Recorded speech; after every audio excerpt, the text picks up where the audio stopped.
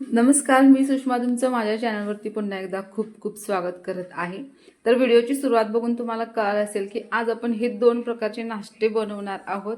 गृहिणींच्या सवडीचा आणि प्रत्येकाच्या आवडीचा हा साधा सोपा नाश्ता आपण थोड्याशा वेगळ्या पद्धतीने आणि एकदम चविष्ट कसा बनवता येईल तेच मी या तुम्हाला व्हिडिओमध्ये सांगणार आहे। त्यासाठी हा व्हिडिओ पूर्ण बघा आणि चला तर मग आता आपण ह्या रेसिपीला सुरुवात करूया। तर आज आपण या एकाच व्हिडिओमध्ये दोन नाश्त्याचे प्रकार बघणार आहोत। आपण पोहे बनवायचे आहेत, कांदे पोहे, आणि आपण उपमा म्हणजेच उपीट बनवणार आहोत।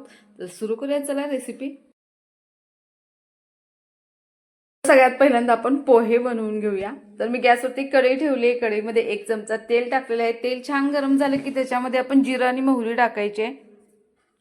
मस्त असं जिरं आणि मोहरी तेलामध्ये छान तडतडलं पाहिजे आणि त्यानंतर मग आपण बारीक चिरलेला एक कांदा याच्यामध्ये टाकायचा आणि तेलात छान परतून घ्यायचा अगदी सोनेरी रंग येईपर्यंत। त्यानंतर मी 4 ते 5 हिरवी मिरची बारीक कट करून टाकलेली आहे आणि त्यानंतर कढीपत्ता टाकलेला आहे। तर हे तेलात आपण छान परतून घेऊया आणि हे आपण फोडणीकडे तयार करूपर्यंत आपल्याला पोहे स्वच्छ निवडून मस्त असं भिजवून घ्यायचे आणि त्यातलं पाणी काढून आपण साईडला ठेवून द्यायचं आहे। त्यानंतर मी याच्यात शेंगदाणे टाकलेले आहेत। तर भाजलेले शेंगदाणे टाकले तर ती पोह्याला टेस्ट छान येते आणि त्यातले पोहे जर आपण खाताना शेंगदाणे लावला तर तो मस्त लागतो। त्यामुळं ह्याच्यात कच्चे शेंगदाणे न टाकता भाजलेले शेंगदाणे ॲड करायचं। त्यानंतर मी हळद टाकलेली आहे, अर्धा चमचा हळद टाकलेली आहे। तर हे छान आता आपण मिक्स करून घेऊया। तर हे छान आता मिक्स झालेलं आहे। तर तुम्ही बघू शकताय शेंगदाणे सुद्धा आपले तेलात छान परतले गेलेले आहेत। आता त्यानंतर आपल्याला याच्यामध्ये पोहे ॲड करायचे आहेत। तर इथं पोहे मी भिजवून ठेवलेले आहेत। तर एका चाळणीमध्ये मी ते ठेवलेले होते। तर पोहे मस्त भिजून झाल्यानंतर आपण ते आता याच्यामध्ये ॲड करायचे आहेत। तर पोहे तुम्ही भिजवताना व्यवस्थित भिजवले तरच ते सुटसुटीत होतात। त्याच्यामध्ये आपण पोहे स्वच्छ धुवून घ्यायचं आणि त्यानंतर ते पाण्याने स्वच्छ धुवून घेतल्यानंतर त्याचं पाणी पूर्ण गाळून आपल्याला एका चाळणीमध्ये ठेवायचं, जेणेकरून जे एक्स्ट्राचं पाणी आहे ते गळून जाईल आणि मस्त असे आपले पोहे एकदम सुटसुटीत होतील, अगदी भातासारखे होणार नाहीत। तर ही एक टिप आहे की पोहे व्यवस्थित आणि एकदम मस्त सुटसुटीत झाले पाहिजेत। आणि त्यानंतर तुम्ही बघू शकता हे छान आपण मिक्स करून घेतले। तर याच्यामध्ये चवीपुरतं मी मीठ टाकलेलं आहे आणि थोडीशी किंचित अगदी साखर वापरलेली आहे। साखरेनं पण पोह्याला एक मस्त टेस्ट येते, नक्की ट्राय करून बघा। तर हे छान आपण मिक्स करून घेऊया आणि साधारण 1-2 मिनिटं आपल्याला पोहे मस्त गरम करायचे आहेत।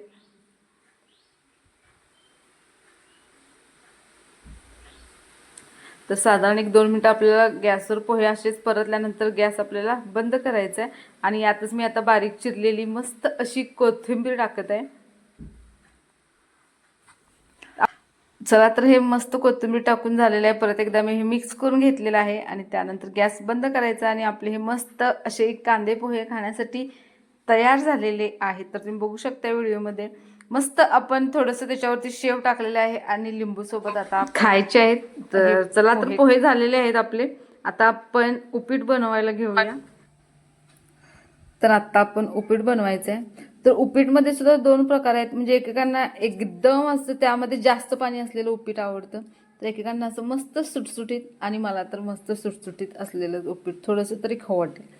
तर चला तर आपण याच पद्धतीचं उपीट आज बनवणार आहोत। तर त्यासाठी आपल्याला रवा घ्यायचा आहे आणि तो रवा कढईमध्ये 3 ते 4 मिनिटं मस्त परतून घ्यायचा आहे। त्यानंतर मी कढईतून रवा काढलेला आहे आणि त्याच कढईमध्ये मी 1 चमचा तेल टाकलेलं आहे। तेल छान गरम झालं की त्याच्यामध्ये अर्धा चमचा मोहरी, जिरं टाकलेलं आहे आणि त्यानंतर हे छान तेलामध्ये तडतडलं की त्याच्यामध्ये बारीक चिरलेला कांदा टाकायचा आणि मस्त असा तेलात। तर ही जिरं आणि मोहरीची जी फोडणी आहे हीच फोडणी आपल्याला मस्त असं तेलात तडतड दिली की तीच फोडणीची टेस्ट असते की आपल्या पुढच्या पदार्थाला येते।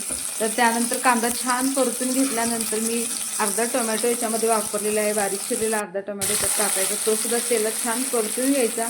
नंतर मी 4 मिरच्या घेतलेल्या आहेत, बारीक चिरलेल्या आहेत, ते याच्यामध्ये टाकलेले आहेत। त्यानंतर कढीपत्ता टाकलेला आहे आणि त्यानंतर भाजलेले शेंगदाणे मी यामध्ये सुद्धा वापरलेले आहेत।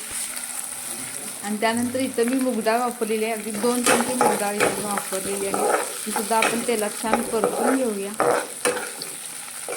जर तुम्हाला मूगडाळ स्किप करायची असेल तर तुम्ही करू शकता, पण मूगडाळीने सुद्धा मस्त एक टेस्ट येते त्या उपीटला। तर त्यासाठी तुम्ही हे एकदा रेसिपी नक्की ट्राय करा की त्याच्यामध्ये मूग डाळ टाकायची. तर त्याच्यानंतर आपण जितका रवा घेतला आहे त्याच्या दुप्पट आपण याच्यामध्ये पाणी टाकायचं आहे. चवीपुरतं मीठ टाकलेलं आहे आणि ह्याला मस्त अशी एक छान उकळी येऊ द्यायची. खूप जास्त याच्यामध्ये पाण्याचा वापर केला तर ती उपीट एकदम पातळसर होऊन जाईल.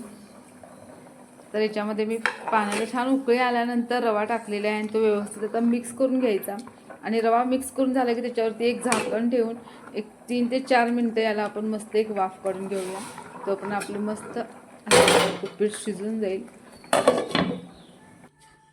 आणि साधारण एक 4 मिनिटानंतर तुम्ही बघू शकता यातलं सगळं पाणी आटलेलं आहे आणि उपीट मस्त असं शिजलेलं सुद्धा आहे.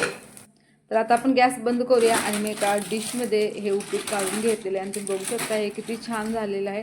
तर याच्यावरती मी बारीक शेव टाकून याला मस्त असं सजवणार आहे.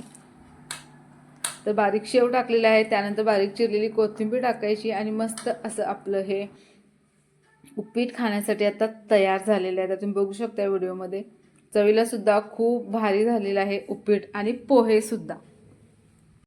चला तर मग तुम्हाला आजचे हे दोन्ही माझे नाश्त्याचे प्रकार कसे वाटले नक्की सांगा. तुम्हाला रेसिपी कशी वाटली ते नक्की सांगा. रेसिपी आवडली असेल तर लाईक करा, चॅनलला सबस्क्राईब करा. आणि आज मी दोन ह्या रेसिपीज सांगितल्या आहेत ते अशा आहेत की गृहिणींच्या सवडीचा आणि प्रत्येकाच्या आवडीचा हा साधा सोपा नाश्ता आहे. नक्कीच ट्राय करून बघा आणि अशाच छान छान रेसिपीजसाठी चॅनलला नक्कीच सबस्क्राईब करून ठेवा. थँक्यू.